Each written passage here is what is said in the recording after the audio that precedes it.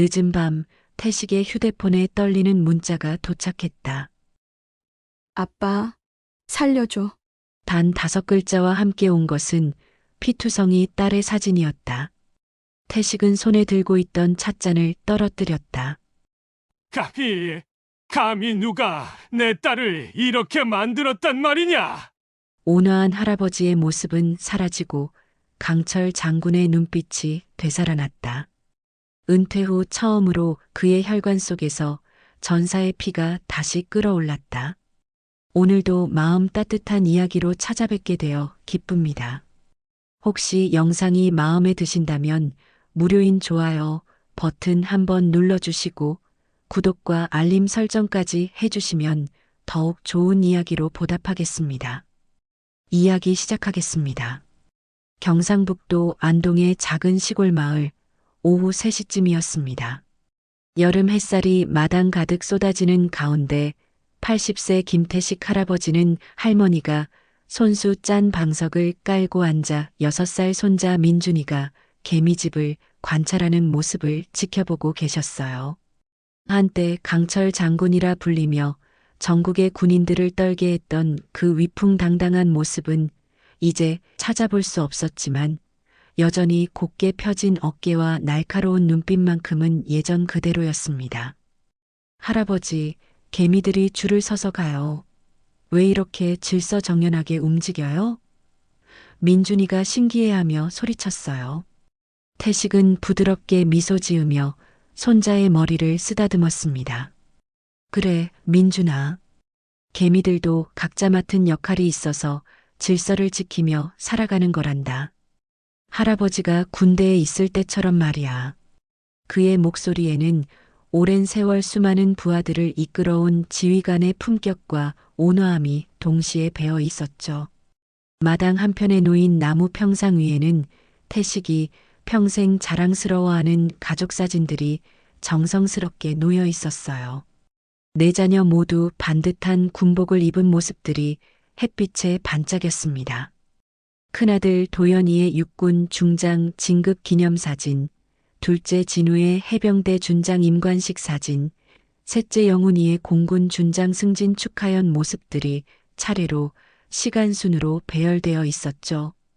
그리고 가장 최근에 찍은 막내딸 수진이의 소위 임관 사진이 가장 앞자리에 자리 잡고 있었어요.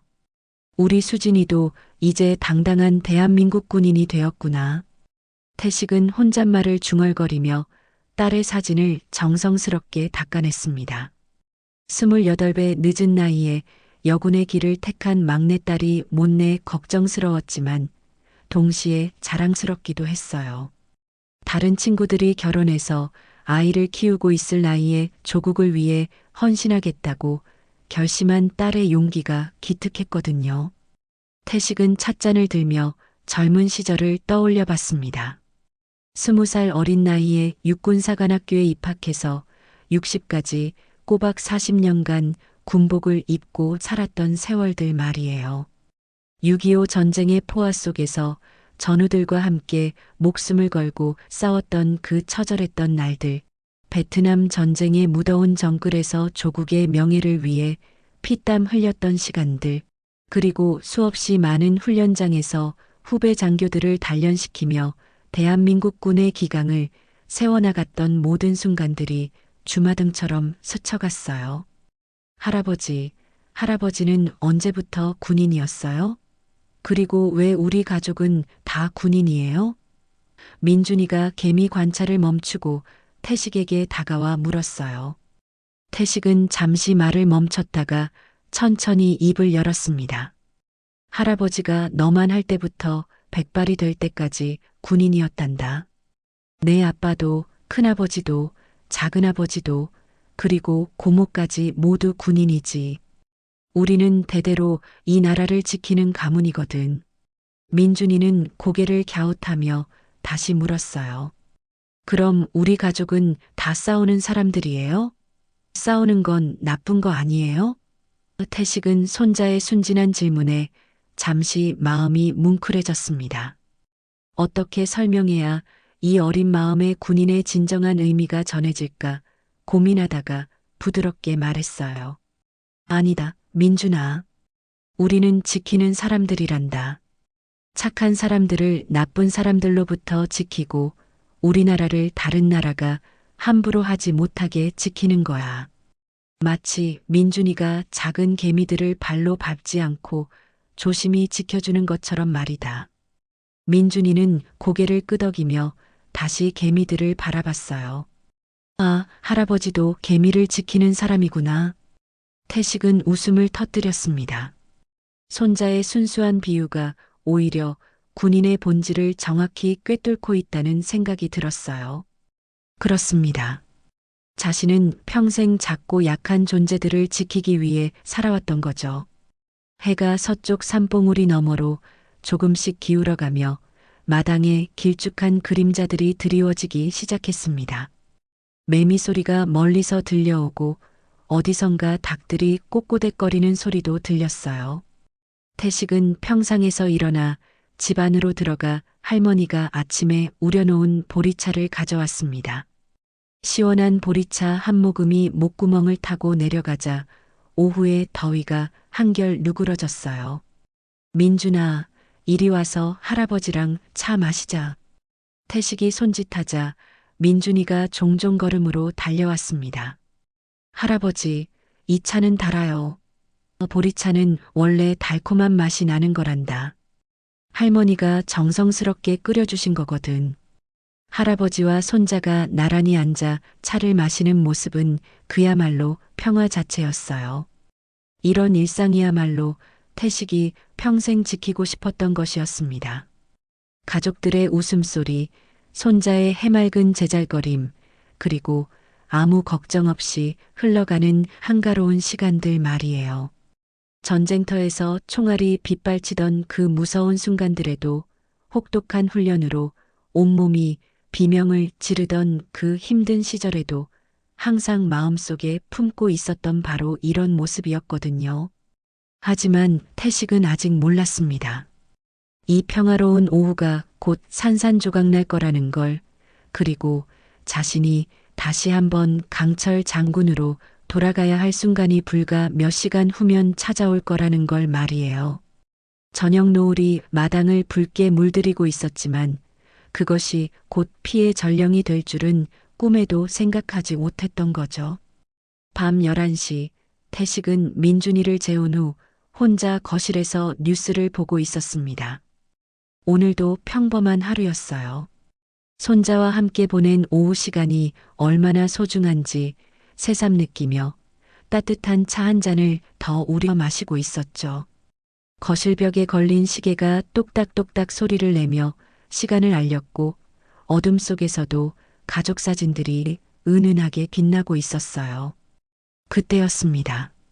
탁자 위에 놓인 휴대폰이 갑자기 진동을 시작했어요. 문자 알림음이었죠. 태식은 안경을 쓰고 화면을 들여다봤습니다. 발신자는 수진이었어요. 평소에 일주일에 한 번씩 안부 문자를 보내던 막내딸이었죠. 아마 부대 생활이 힘들어서 위로받고 싶나 보다. 태식은 미소를 지으며 문자를 열었습니다. 그러나 화면에 나타난 글자는 태식의 온몸을 얼어붙게 만들었어요. 아빠 살려줘 단 5글자. 하지만 그 뒤에 이어진 내용은 더욱 충격적이었습니다. 피투성이가 된 수진이의 얼굴 사진이었거든요. 군화에 짓밟힌 듯한 상처투성이 얼굴, 부어오른 눈, 그리고 입가에 맺힌 핏방울들이 선명하게 보였어요. 태식은 순간 손에 들고 있던 찻잔을 놓치고 말았습니다. 뜨거운 차가 바닥에 쏟아지며 철컥 소리를 냈지만 그는 그것조차 느끼지 못했어요. 온 정신이 딸의 사진에 집중되어 있었거든요. 이게 뭐지? 우리 수진이가 왜 이런 모습으로? 목소리가 떨렸습니다. 태식은 급하게 수진이에게 전화를 걸었어요. 신호음이 길게 울리더니 끊어졌습니다. 다시 걸어도 마찬가지였어요. 문자로 수진아, 무슨 일이냐? 아빠한테 당장 전화해라. 라고 보냈지만 답장은 오지 않았습니다. 태식의 심장이 쿵쾅쿵쾅 뛰기 시작했어요. 50년 군 생활 동안 수많은 위기 상황을 겪어봤지만 이번만큼은 달랐습니다. 바로 자신의 피부치, 그것도 가장 아끼는 막내딸의 일이었거든요. 감히 누가 내 딸을 이렇게 만들었단 말이냐? 태식의 목소리가 거실에 울려 퍼졌습니다. 그의 주름진 손이 주먹을 불끈 쥐며 떨렸어요. 순간 그의 눈빛이 변했습니다. 온화한 할아버지의 모습은 사라지고 전쟁터에서 적과 맞섰던 강철 장군의 날카로운 눈빛이 되살아났어요. 태식은 서둘러 안방으로 향했습니다. 오래된 장롱 깊숙한 곳에서 낡은 주소록을 꺼내 들었어요.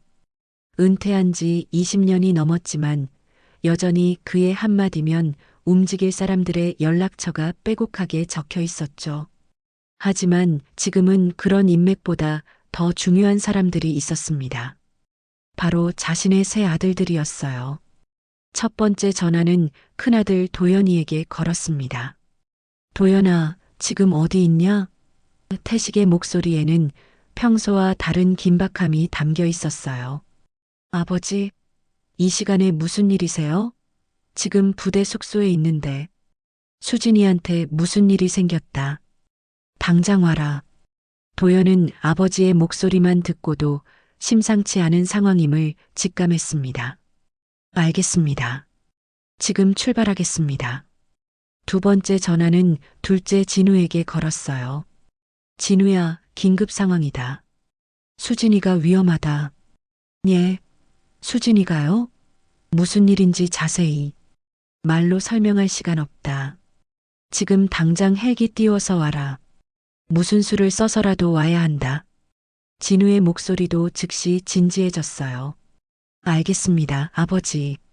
바로 출동하겠습니다. 세 번째 전화는 막내 아들 영훈이에게였습니다. 영훈아, 내 여동생한테 큰일 났다. 군에서 누군가가 수진이를. 태식의 목소리가 잠시 떨렸어요. 평생 강인함을 자랑으로 여겼던 그였지만 딸의 고통스러운 모습을 떠올리니 마음이 무너져 내리는 것 같았거든요. 아버지, 진정하세요. 정확히 무슨 일인지 차근차근 말씀해 주세요. 영훈이의 차분한 목소리가 태식을 조금 안정시켰습니다. 태식은 수진이가 보낸 사진을 세 아들에게 동시에 전송했어요. 잠시 후 전화기 너머로 세 아들의 분노에 찬 목소리가 들려왔습니다. 이게 대체 뭡니까? 누가 감히 우리 누이를. 아버지, 지금 당장 그 부대로 가야겠습니다. 태식은 깊게 숨을 내쉬었습니다. 은퇴 후 처음으로 다시 군인의 본능이 깨어나는 것을 느꼈어요. 혈관 속에서 잠들어 있던 전사의 피가 다시 끓어오르기 시작했습니다. 좋다. 셋 다 와라. 이번엔 가족의 전쟁이다. 내 딸을 건드린 놈들 절대 그냥 두지 않겠다. 전화를 끊고 태식은 거실에 홀로 서 있었어요. 쏟아진 차가 바닥에 웅덩이를 만들었지만 치울 생각도 없었습니다. 그의 머릿속에는 오직 딸 생각뿐이었어요.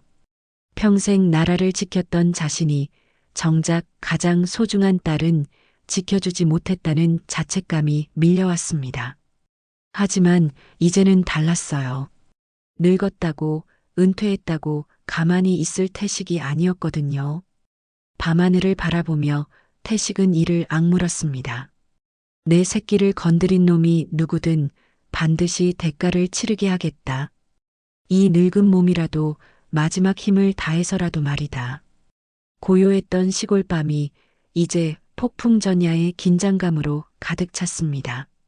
태극기가 걸린 마당 너머로 먹구름이 몰려오고 있었고 마치 내일 벌어질 큰 일을 예고하는 듯 했어요. 태식은 창문을 닫으며 마지막으로 딸의 사진을 한 번 더 들여다봤습니다. 수진아, 아빠가 간다. 조금만 참아라. 새벽 5시 전국 각지에서는 이례적인 움직임이 시작되었습니다. 경기도 파주의 육군 사령부에서는 도연 중장이 급하게 군복을 갖춰 입고 있었어요. 평소 새벽 체조를 하던 시간이었지만 오늘은 달랐습니다. 아버지의 전화를 받은 후 한순간도 잠들 수 없었던 그는 밤새 수진이의 상황을 파악하려 애썼지만 여군 부대의 폐쇄적인 특성상 정보를 얻기가 쉽지 않았어요. 참모장, 도연이 급하게 부관을 불렀습니다. 헬기 한 대 준비시켜 주세요. 긴급 출동입니다. 어디로 향하시는지요? 경북 예천 여군 훈련소입니다. 최대한 빨리 가야 합니다. 참모장은 도연의 심각한 표정을 보며 더 이상 묻지 않았어요. 30년 넘게 함께 일해온 상관의 이런 모습은 처음 보는 것이었거든요. 같은 시각 경남 진해의 해병대 사령부에서도 비슷한 일이 벌어지고 있었습니다. 진우 준장은 평소 철두철미한 성격으로 유명했지만 오늘만큼은 달랐어요. 서둘러 전투복을 입으며 부하 장교들에게 지시를 내렸습니다. 수색 헬기 한 대 즉시 준비하라. 그리고 내 개인 장비를 챙겨라. 준장님, 무슨 일이십니까? 묻지 말고 시키는 대로 해라. 지금은 설명할 시간이 없다. 진우의 눈빛에는 해병대 특유의 결연함이 더욱 짙게 배어 있었어요. 막내 여동생을 향한 각별한 애정이 있었거든요. 수진이가 어렸을 때부터 오빠들 중에서도 진우에게 가장 잘 따랐던 기억이 떠올랐습니다. 수진이, 내가 오빠를 믿고 있는 거지? 오빠가 반드시 너를 구해낼 테니까 조금만 버텨라. 한편 대구의 공군 기지에서는 영훈 준장이 가장 빠른 헬기를 선택하고 있었습니다. 공군답게 기동성을 중시하는 그는 이미 비행 계획을 머릿속으로 짜고 있었어요. 정비사, 이 헬기 연료 가득 채우고 즉시 점검해라. 생명이 걸린 임무다. 준장님, 목적지는 어디입니까? 예천 방향이다. 더 자세한 건 비행 중에 알려주겠다. 영훈은 헬기에 오르기 전 잠시 하늘을 올려다봤어요. 별들이 하나둘 사라지고 동쪽 하늘이 희끗해지기 시작했습니다. 수진아, 오빠가 간다. 절대 포기하지 마라. 그의 목소리에는 공군 조종사 특유의 차분함과 동시에 가족을 향한 뜨거운 사랑이 담겨 있었어요. 세 대의 헬기가 각각 다른 지역에서 동시에 이륙했습니다. 육군의 수리온 헬기, 해병대의 마린온 헬기, 공군의 순응 헬기가 모두 같은 목표 지점을 향해 날아가고 있었어요. 관제탑에서는 이례적인 상황에 당황했습니다. 이 시간에 세 군이 동시에 헬기를 띄운다고요? 누구 허가를 받고 출동하는 겁니까?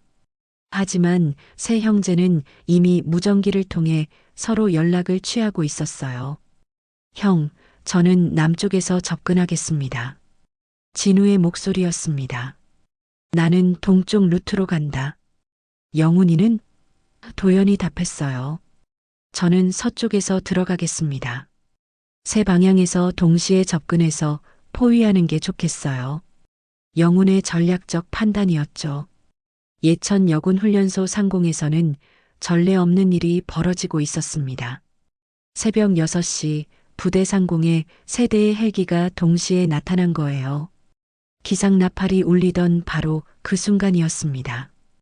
훈련소 병사들은 창문 너머 하늘을 보며 웅성거렸어요. 저거 무슨 훈련인가요? 세 군이 합동으로 뭔가 하는 건가? 아니면 북한에서 뭔 일이라도 생긴 건가요? 부대 내 모든 사람들이 하늘을 쳐다보고 있었습니다. 평소 조용하기만 했던 여군 훈련소에 이런 대규모 헬기 편대가 나타난 건 창설 이래 처음 있는 일이었거든요. 헬기들은 부대 중앙 연병장을 중심으로 삼각형을 그리며 천천히 하강하기 시작했어요. 도연의 헬기에서 가장 먼저 밧줄이 내려왔습니다. 그리고 군복을 완전 무장한 도연 중장이 빠른 속도로 내려와 착지했어요. 이어서 진우와 영훈도 각각 자신의 헬기에서 내려왔습니다. 세 형제가 연병장 한가운데서 만나는 순간 주변 공기가 팽팽하게 긴장됐어요. 형님들, 영훈이 먼저 입을 열었습니다. 수진이는 어디 있는 거죠? 일단 부대 지휘부부터 찾아가자. 누가 감히 우리 여동생을. 진우의 목소리에는 해병대 특유의 거친 분노가 섞여 있었어요. 도연은 두 동생을 진정시키려 했지만 자신도 마찬가지로 분노로 가득 차 있었습니다. 그때 부대 정문에서 한 명의 장교가 성큼성큼 걸어왔어요. 계급장을 보니 대령이었습니다. 세 형제는 그가 이 부대의 지휘관일 거라고 생각했죠. 하지만 그 장교의 얼굴을 본 순간 세 사람 모두 경직되고 말았어요. 어머, 이게 누구십니까? 김태식 장군님의 아드님들이 아니신가요? 대령의 목소리에는 냉소가 가득했습니다. 저는 박준혁 대령입니다. 이 부대의 지휘관이죠. 그 이름을 들은 순간 세 형제의 얼굴이 싸늘해졌어요. 박준혁?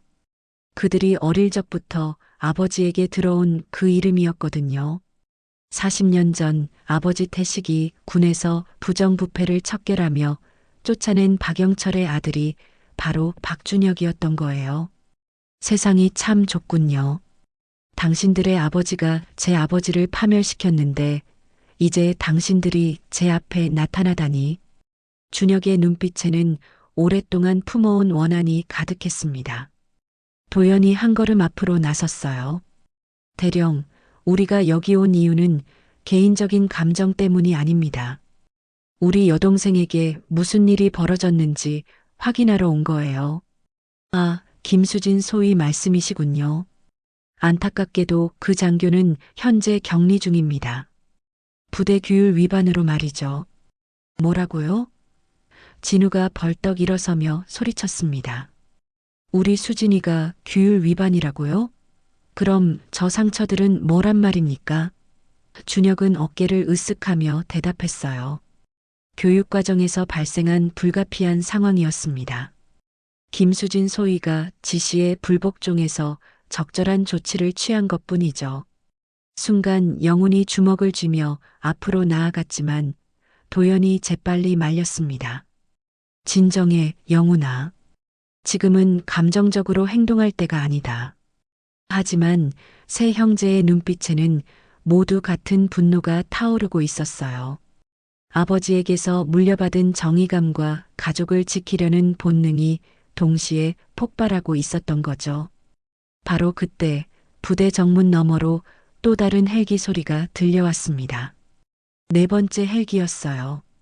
세 형제와 박준혁 대령 모두 하늘을 올려다봤습니다. 검은색 민간 헬기 한 대가 천천히 착륙하고 있었거든요. 헬기 문이 열리자 모든 사람들이 숨을 멈췄어요. 김태식, 그 전설의 강철 장군이 천천히 내려오고 있었거든요. 80세의 나이에도 불구하고 태식의 걸음걸이는 여전히 당당했습니다. 비록 허리가 조금 굽었지만 그의 어깨는 곧게 펴져 있었고 눈빛은 40년 전 그대로 날카로웠어요. 회색 정장 차림이었지만 그 자체만으로도 충분히 위압적이었습니다. 세 아들이 아버지를 향해 달려가 경례를 올렸어요. 충성, 아버지 오셨습니다. 충성, 김태식 장군님. 태식은 세 아들의 얼굴을 하나씩 바라봤어요. 모두 자신을 닮아 강인한 턱선을 가지고 있었고 지금 이 순간 가족을 지키려는 같은 의지로 가득 차 있었습니다. 고생했다, 얘들아. 이제 아빠가 왔으니 걱정 마라. 태식의 목소리는 잔잔했지만 그 속에는 폭풍 같은 분노가 꿈틀거리고 있었어요. 주변에 모인 부대원들은 이 광경을 보며 술렁거렸습니다. 저분이 김태식 장군님이신가? 전설로만 듣던 그 강철 장군 말이야? 와, 진짜 아우라가 장난 아니네.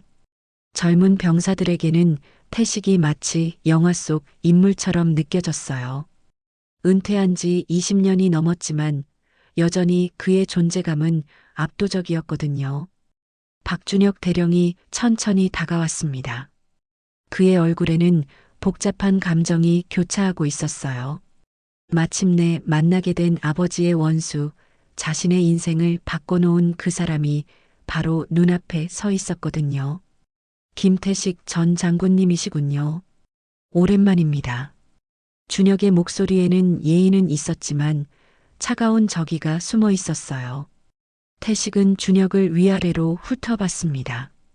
40년 전 자신이 쫓아낸 박영철과 똑같은 얼굴이었어요. 같은 눈매, 같은 인매, 심지어 콧날까지 아버지를 빼닮았습니다. 특히 그 오만한 표정은 영철 그 자체였어요. 박영철의 아들이구나. 내 아버지만큼이나 비겁한 모습이네. 태식의 말 한마디에 준혁의 얼굴이 붉어졌어요. 비겁하다고요? 제 아버지를 비겁하다고 하십니까? 준혁의 목소리가 높아졌습니다. 당신이야말로 동료를 배신하고 출세만을 위해 살았던 비겁한 인간 아닙니까? 제 아버지는 당신 때문에 평생 고생하시다가 돌아가셨어요. 준혁의 주먹이 떨렸습니다. 40년간 가슴에 묻어둔 원한이 터져나오고 있었어요. 태식은 냉소를 지었습니다. 내 아버지가 고생했다고? 군 예산을 빼돌리고 부하들을 괴롭힌 자가 고생을 했다고 말하는 거냐? 그런 자의 아들이 또다시 같은 짓을 하고 있는 거로 보이는데? 같은 짓이라니요. 저는 아버지와 다릅니다. 다르다고? 그럼 내 딸은 왜 피투성이가 되어 있는 거냐? 준혁은 잠시 말문이 막혔습니다. 태식이 수진이의 상처 사진을 다시 들이밀자 그는 시선을 피했어요. 그건 김수진 소위가 부대 규율을 어겨서. 규율을 어겼다고? 구체적으로 뭘 어겼다는 거냐? 태식의 질문에 준혁은 더욱 당황했습니다. 김수진 소위는 상관의 정당한 지시에 불복종했습니다. 그리고 다른 부대원들 앞에서 지휘관의 권위에 도전하는 발언을 했어요. 이는 명백한 군기 위반입니다. 준혁이 어렵게 말을 꺼냈지만 그의 목소리는 확신에 차 있지 않았어요. 도연이 한 걸음 앞으로 나서며 물었습니다. 구체적으로 어떤 지시였고 수진이가 뭐라고 말했는지 설명해 보세요. 그건 부대 기밀이라서. 준혁이 얼버무리자 진우가 거칠게 끼어들었어요. 기밀이라고요? 가혹행위를 은폐하려고 기밀을 운운하는 겁니까? 영훈이 차분하게 말했습니다. 대령님, 우리는 단순히 동생을 찾으러 온 게 아닙니다. 이 일의 진상을 파악하고 정당한 절차에 따라 해결하려고 해요. 하지만 지금 당신의 태도를 보니 뭔가 숨기는 게 있는 것 같은데요? 준혁은 점점 궁지에 몰리는 것을 느꼈습니다. 사실 수진이에게 가해진 일들은 명백한 가혹행위였어요. 하지만 그는 김태식 가문에 대한 원한 때문에 이를 정당화하려 했던 거죠. 숨길 게 뭐가 있겠습니까? 김수진 소위는 현재 징계 절차를 받고 있을 뿐입니다. 징계 절차? 태식이 한 발짝 더 가까이 다가갔어요. 이제 두 사람 사이의 거리는 팔 하나 정도였습니다. 그럼 지금 당장 내 딸을 데려와라. 직접 무슨 일인지 들어보겠다. 그럴 순 없습니다. 징계 중인 장교는 외부인과 면회할 수 없어요. 외부인? 태식의 눈빛이 더욱 날카로워졌어요. 내가 외부인이라고? 내 딸의 아버지가 외부인이란 말이냐? 준혁은 자신도 모르게 한 발짝 뒤로 물러났습니다. 태식에게서 나오는 위압감이 너무 강했거든요. 80세 노인이라고는 믿기지 않을 정도의 카리스마였어요. 법적으로는 그렇습니다. 부대 내부 징계는 군 당국에서만 처리할 수 있어요. 준혁이 억지로 목소리를 냈지만 그의 손이 미세하게 떨리고 있었습니다. 태식은 그것을 놓치지 않았어요. 법적으로? 내 딸을 집단 구타한 게 법적으로 정당하다는 거냐? 집단 구타라니요. 그런 일은 없었습니다. 준혁이 급하게 부인했지만 이미 늦었어요. 태식의 표정이 완전히 변해버렸거든요. 조용하던 강철 장군의 분노가 마침내 폭발하는 순간이었습니다. 없었다고? 그럼 이 사진은 뭐냐? 내 딸이 스스로 자해를 한 거라는 말이냐? 주변 공기가 얼어붙었습니다.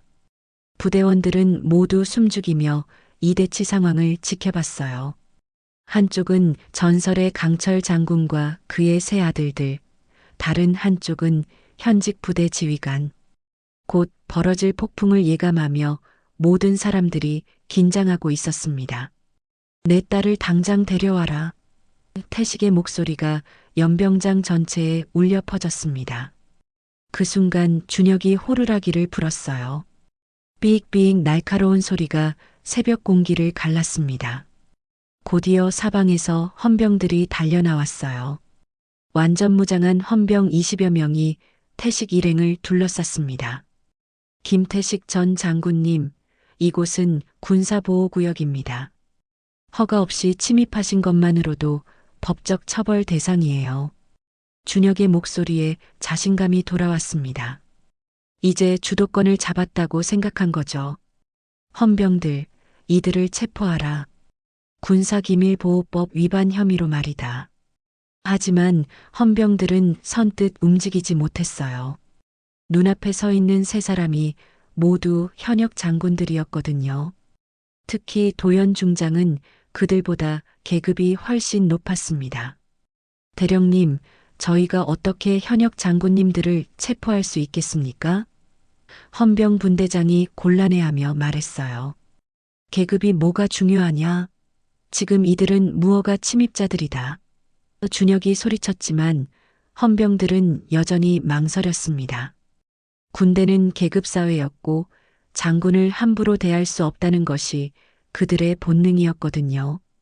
더욱이 전설적인 김태식 장군 앞에서는 더더욱 그랬어요. 그때 태식이 조용히 입을 열었어요.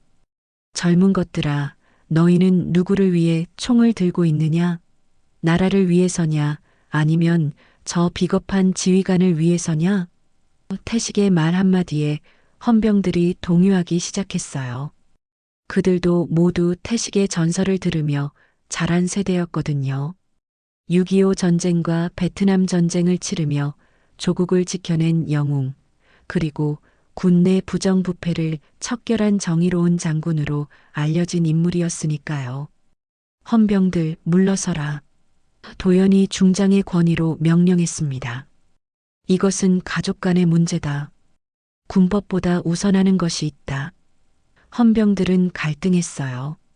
부대 지휘관의 명령과 상급 장군의 명령 사이에서 어떻게 해야 할지 모르겠더라고요. 군인으로서의 의무와 인간으로서의 양심이 충돌하고 있었습니다. 그때 멀리서 여성의 비명소리가 들려왔습니다. 아야, 그만해요. 제발요. 모든 사람들이 소리가 난 방향을 돌아봤어요. 부대 안쪽 내무반 건물에서 들려오는 소리였습니다. 태식의 얼굴이 순간 일그러졌어요. 저게 수진이 목소리다. 세 형제가 동시에 그 방향으로 뛰어가려 했지만 헌병들이 막아섰습니다. 죄송합니다. 지금은 들어가실 수 없습니다. 하지만 진우가 해병대 특유의 격투술로 헌병 2명을 순식간에 제압했어요. 내 여동생이 저기서 고통받고 있는데 가만히 있으라고? 진우의 주먹이 헌병의 턱을 정확히 가격했고 상대방은 그 자리에서 쓰러졌어요. 도영과 영훈도 각각 무술 실력을 발휘해 헌병들을 밀쳐냈습니다. 하지만 준혁이 무전기를 들고 소리쳤어요. 모든 부대원들 집합, 비상사태 발령, 침입자들을 저지하라. 곧이어 부대 전체에 사이렌이 울려 퍼졌습니다. 우우하는 무거운 사이렌 소리가 새벽 하늘을 가득 메웠어요. 태식은 혼란스러운 상황 속에서도 냉정함을 잃지 않았어요. 50년 군 생활의 경험이 빛을 발하는 순간이었습니다. 얘들아, 흩어져서 들어가지 마라. 함께 움직여야 한다. 저들이 우리를 각계격파하려 할 거다. 그의 지시에 세 아들이 아버지 주변으로 모였어요. 도연아, 너는 정면에서 헌병들을 상대해라. 진우는 왼쪽으로 우회, 영훈이는 오른쪽으로 돌아가서 수진이가 있는 건물로 접근하라. 태식의 전술 지시가 떨어지자 세 형제는 즉시 움직였습니다. 마치 젊은 시절 함께 훈련받던 때처럼 완벽한 호흡이었어요. 아버지의 명령 하나에 세 군의 정예 장군들이 일사불란하게 움직이는 모습은 그야말로 장관이었습니다. 하지만 준혁도 만만치 않았습니다. 2소대는 좌측 방어, 3소대는 우측 방어, 1소대는 나와 함께 정면을 막아라. 그의 지휘하에 부대원들이 체계적으로 움직이기 시작했어요. 순간 연병장이 작은 전쟁터로 변했습니다. 새벽 여명이 밝아오는 가운데 벌어지는 이 대치는 마치 영화 속 한 장면 같았어요. 영훈이 가장 먼저 돌파구를 찾았어요. 공군 특수부대 출신인 그는 민첩하게 건물 외벽을 타고 올라가기 시작했습니다. 영훈이가 들어간다. 도연이 소리치자 태식이 고개를 끄덕였어요. 좋다. 계획대로 진행하라. 이때 준혁이 영훈의 움직임을 발견하고 부대원들에게 지시했어요. 3소대 우측 건물 차단하라. 내무반 건물 안에서는 더욱 끔찍한 일이 벌어지고 있었습니다. 수진이는 바닥에 쓰러진 채 몸을 웅크리고 있었어요. 그 주변에는 후임 여군 병사들이 겁에 질린 표정으로 서 있었습니다. 수진 선임, 괜찮으세요? 우리는 그냥 명령을 따랐을 뿐이에요. 후임들의 목소리에는 죄책감과 두려움이 뒤섞여 있었어요. 수진이는 간신히 고개를 들었어요. 부어오른 눈으로 후임들을 바라보며 약한 목소리로 말했습니다. 너희들 잘못이 아니야. 나도 이해해. 군대는 원래 이런 곳이니까. 하지만 그녀의 목소리는 체념에 가득 차 있었어요. 꿈꿔왔던 군인의 삶이 이런 모습일 줄은 상상도 못했거든요.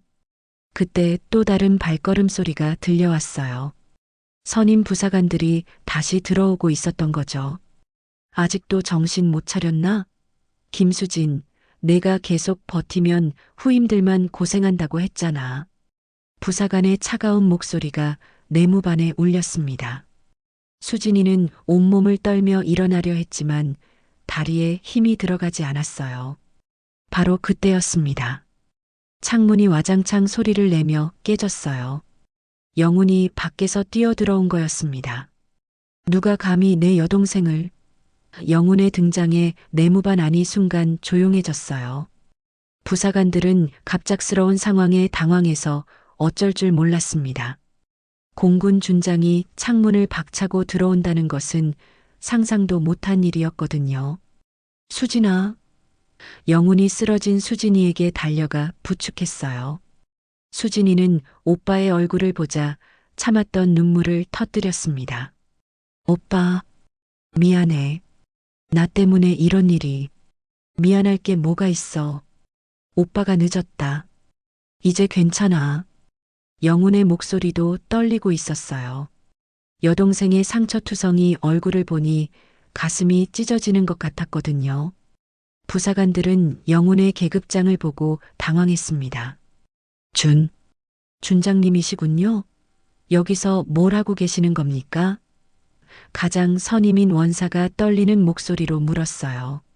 영훈은 수진이를 조심스럽게 일으켜 세우며 차가운 눈빛으로 그들을 바라봤습니다. 내가 여기서 뭘 하고 있느냐고? 내 여동생이 왜 이런 꼴이 됐는지 묻고 있는 거다.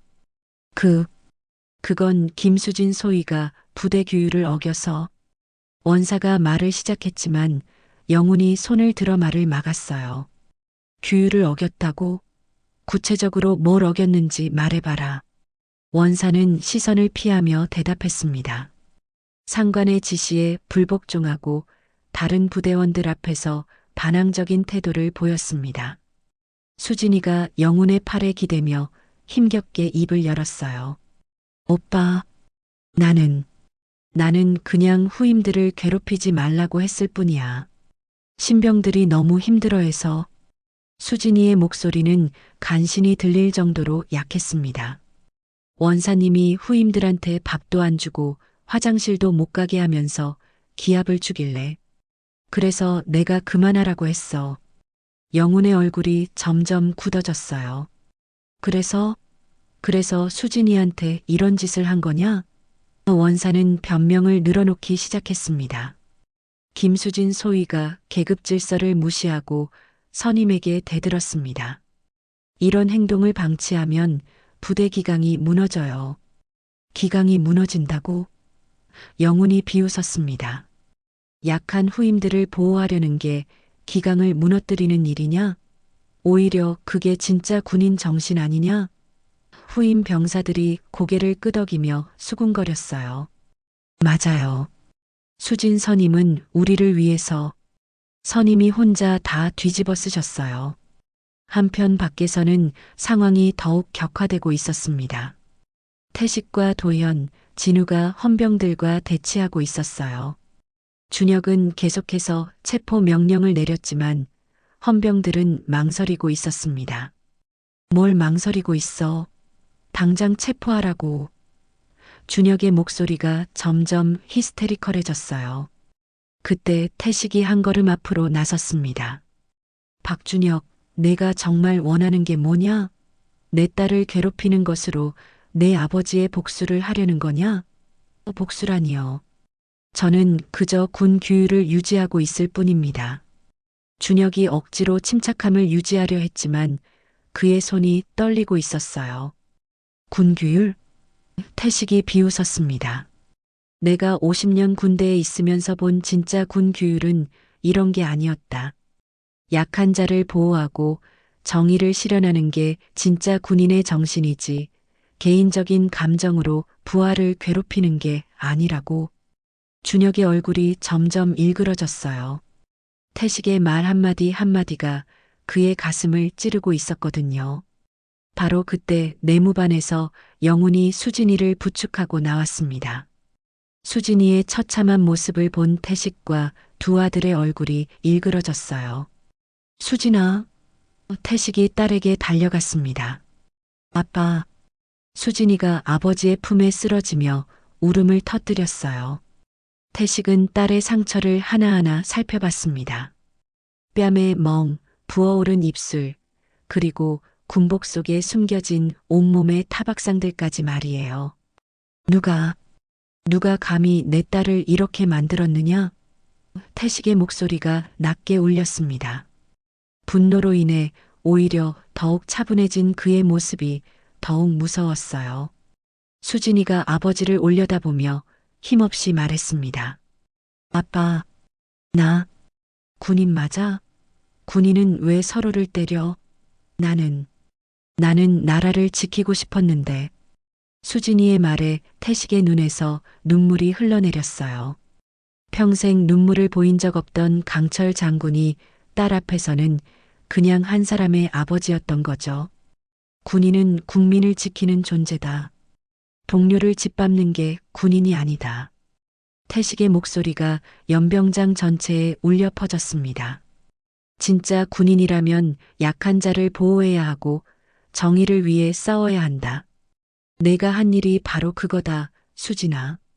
이 말을 들은 후임 병사들이 죄책감에 고개를 숙였어요.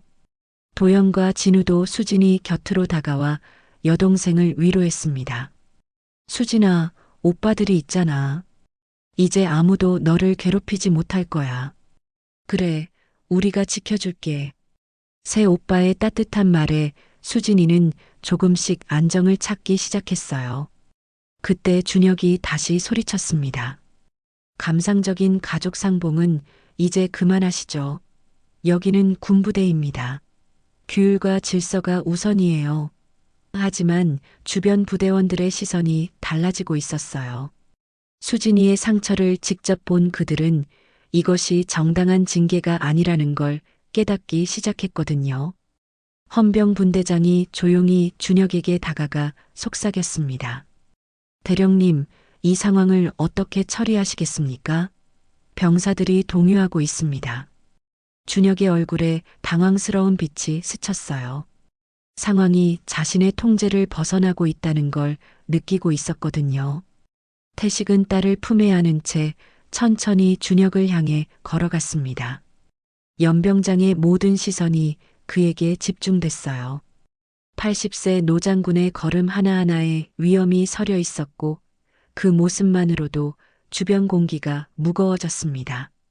박준혁, 이제 진실을 말할 때가 되지 않았냐? 준혁은 뒤로 한 발짝 물러섰어요. 태식의 압도적인 존재감 앞에서 자신도 모르게 위축되고 있었거든요.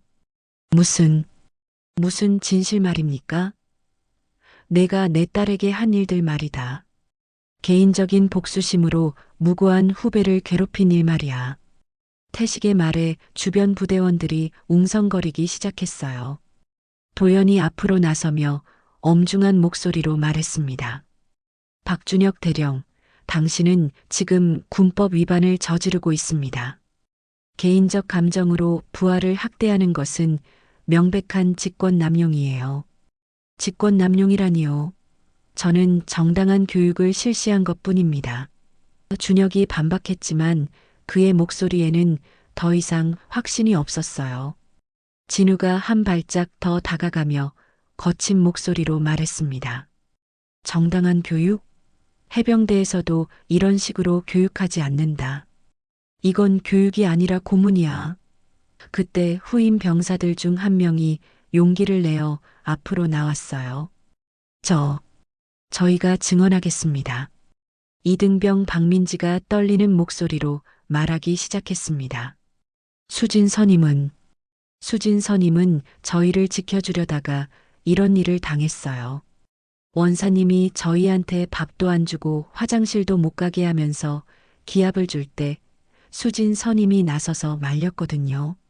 다른 후임들도 하나둘 고개를 끄덕이며 동조했어요. 그래서 원사님이 화가 나셔서 수진 선임한테만 더 심하게 하셨어요. 다른 선임들도 다 같이. 민지의 증언에 준혁의 얼굴이 창백해졌습니다. 이제 더 이상 숨길 수 없게 된 거죠. 부대원들의 시선도 점점 차가워지고 있었어요. 태식이 딸의 손을 꼭 잡으며 물었습니다. 수진아, 아빠한테 정확히 말해다. 누가 너를 이렇게 만들었느냐? 수진이는 잠시 망설이다가 고개를 들었어요. 원사님과 선임 부사관들이요. 그리고 박준혁 대령님도 직접. 수진이의 증언에 연병장이 술렁거렸습니다. 무슨 소리냐? 나는 직접 손을 댄 적이 없다. 준혁이 급하게 부인했지만 수진이가 계속 말했어요. 대령님이 직접 뺨을 때리시면서 내 아버지처럼 교만하다고 하셨어요. 그리고 김태식의 딸이라서 더 혼나는 거다라고. 수진이의 증언에 태식의 주먹이 불끈 쥐어졌습니다. 감히 내 딸한테 그런 말을. 태식의 분노가 마침내 폭발했어요. 하지만 그는 여전히 자제력을 잃지 않았습니다. 대신 차분하게 준혁을 응시하며 말했어요. 박준혁, 내 아버지도 이런 식으로 부하들을 괴롭혔다. 그래서 내가 쫓아낸 거였어. 거짓말입니다. 제 아버지는 훌륭한 군인이었어요. 준혁이 소리쳤지만 태식이 고개를 저었습니다. 훌륭한 군인이 부대 예산을 빼돌리고 부하들을 구타하냐? 내 아버지의 만행을 내가 직접 목격했다. 그래서 군법회의에 넘긴 거였어. 영훈이 수진이를 도연에게 맡기고 준혁 앞에 섰습니다. 대령, 당신은 지금 두 가지 죄를 지었습니다. 부하 학대죄와 개인적 복수심으로 인한 직권 남용죄 말이에요. 증거가 있습니까? 제가 개인적 감정으로 행동했다는 증거 말입니다. 준혁이 마지막 발악을 했어요. 그때 후임 병사들이 일제히 목소리를 높였습니다. 저희가 다 들었습니다. 대령님이 수진 선임한테 내 아버지 때문에라고 하시는 걸 저희가 다 봤어요. 그리고 원사님도 김태식 장군 딸이니까 더 세게 해야 한다고 하셨어요. 후임들의 일제 증언에 준혁은 완전히 궁지에 몰렸습니다. 부대원들 사이에서 웅성거림이 더욱 커졌어요. 이게 진짜면 완전히 가혹행위잖아. 개인적인 원한으로 부하를 괴롭힌 거네. 이런 지휘관 밑에서 복무해야 하나? 부대의 기강이 흔들리기 시작했습니다. 태식이 준혁에게 마지막 기회를 줬어요. 박준혁, 지금이라도 사과하고 진실을 말하면 관대하게 처리해주겠다. 하지만 계속 거짓말로 일관한다면 사과요? 제가 왜 사과를 해야 합니까? 준혁이 끝까지 버텼지만 이미 그의 권위는 바닥에 떨어져 있었어요. 도연이 무전기를 꺼내며 말했습니다. 국방부 감찰실에 긴급 신고하겠습니다. 가혹행위 및 지휘관 부적격 사유로 말이에요. 잠깐, 그럴 필요 없습니다. 준혁이 당황하며 말렸지만 이미 늦었어요. 진우도 자신의 무전기를 켜며 추가했습니다. 해병대 사령부에도 보고하겠습니다. 타군 간부의 가혹행위 사건으로 말이죠. 영훈 역시 공군 본부에도 즉시 보고 올리겠습니다라고 했어요. 세 군이 동시에 움직이게 된 거였죠. 헌병들도 이제 어느 편에 서야 할지 확실해졌어요. 헌병 분대장이 준혁에게 다가가 말했습니다. 대령님, 죄송하지만 이 사건은 상급기관에 보고해야 할 것 같습니다. 준혁의 얼굴이 완전히 하얗게 변했어요. 자신의 군인 생활이 끝장날 수도 있다는 걸 깨달았거든요. 태식이 딸의 피 묻은 얼굴을 닦아주며 다정하게 말했습니다. 수진아, 내가 한 일이 옳았다. 약한 자를 지키려 한 내가 진짜 군인이야. 수진이의 눈에서 희망의 빛이 돌아오기 시작했어요. 아버지와 오빠들이 함께 있으니 더 이상 무섭지 않았거든요. 주변 부대원들도 태식의 말에 감동받기 시작했습니다. 이것이 진정한 군인 정신이라는 걸 깨닫게 된 거죠. 준혁은 점점 고립되어 가고 있었어요. 그때 하늘에서 또 다른 헬기들이 나타났습니다. 국방부 감찰실과 각군 사령부에서 급파된 조사관들이었어요. 상황이 이렇게 커질 줄 몰랐던 준혁의 얼굴이 완전히 하얗게 변했습니다. 이럴 리가. 준혁이 중얼거렸지만 이미 돌이킬 수 없는 상황이었어요. 국방부 감찰관이 내려와 상황을 파악한 후 준혁에게 다가갔습니다. 박준혁 대령, 가혹행위 및 직권 남용 혐의로 즉시 구속 조사하겠습니다. 잠깐요. 이건 오해입니다. 준혁이 발악했지만 이미 충분한 증거와 증인들이 있었어요. 후임 병사들의 증언, 수진이의 상처, 그리고 부대원들의 목격담까지 모든 것이 그의 죄를 입증하고 있었거든요. 헌병들이 준혁의 양팔을 잡자 그는 마지막으로 태식을 향해 소리쳤습니다. 김태식, 당신이 이겼다고 생각하지 마세요. 제 아버지의 한을 이렇게 끝낼 순 없어요. 내 아버지의 한? 태식이 고개를 저었어요. 내 아버지가 품었어야 할 것은 한이 아니라 반성이었다. 그리고 너도 마찬가지야. 준혁이 끌려가는 모습을 보며 부대원들은 안도의 한숨을 쉬었어요. 그동안 부당한 대우를 받으면서도 계급 때문에 참고 있었던 그들에게는 해방과 같은 순간이었거든요. 이제 부대가 달라질 수 있겠네요. 김수진 소위가 우리를 위해 희생하신 거였구나. 태식은 딸을 병원으로 후송하기 위해 들것을 요청했습니다. 수진아, 이제 치료받자. 아빠가 최고의 병원에 데려다 줄게. 수진이는 아버지의 손을 꼭 잡으며 말했어요. 아빠, 나 군인 그만둬야 하나? 태식은 딸의 손을 다정하게 어루만졌습니다.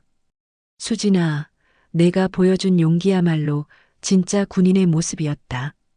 약한 자를 보호하고 정의를 위해 싸우는 것, 그게 바로 군인이 해야 할 일이야. 태식의 말에 수진이의 눈에서 다시 희망의 빛이 돌아왔어요. 그럼 내가 한 일이 틀리지 않았다는 거죠? 물론이다. 내가 자랑스럽다, 딸아. 새 아들도 여동생을 둘러싸며 격려했습니다. 수진아, 우리가 항상 내 편이야. 도연이 말했어요. 앞으로는 이런 일 없도록 우리가 지켜줄게. 진우가 덧붙였습니다. 공군에서도 여군 권익 보호에 더 신경 쓰겠어.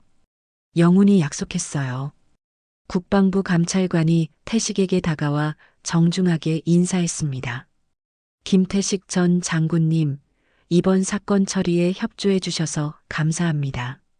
군 내 가혹행위 척결에 큰 도움이 되었습니다. 당연한 일을 했을 뿐입니다. 다만 앞으로는 이런 일이 재발하지 않도록 제대로 관리해 주세요. 사흘 후 국방부는 정군의 가혹행위 근절 지침을 발표했습니다. 그리고 여군 부대의 인권 보호를 위한 특별감시 체계를 구축한다고 발표했어요. 준혁은 군법회의에서 파면당했고 관련된 부사관들도 모두 처벌받았습니다. 수진이의 용기가 군 전체의 변화를 이끌어낸 거였어요. 일주일 후 태식은 안동집 마당에서 회복 중인 딸과 함께 차를 마시고 있었습니다. 수진이의 얼굴에서 멍은 많이 가셨지만 여전히 약간의 상처가 남아 있었어요. 아빠, 이제 부대로 돌아가도 될까요? 수진이가 조심스럽게 물었습니다. 물론이지. 하지만 이번에는 다른 부대로 전속될 거야. 그리고 내 위에는 믿을 만한 지휘관들이 있을 거다. 태식이 안심시켜 주었어요. 실제로 도연, 진우, 영훈이 각자의 인맥을 동원해서 수진이가 좋은 환경에서 복무할 수 있도록 준비해 놨거든요.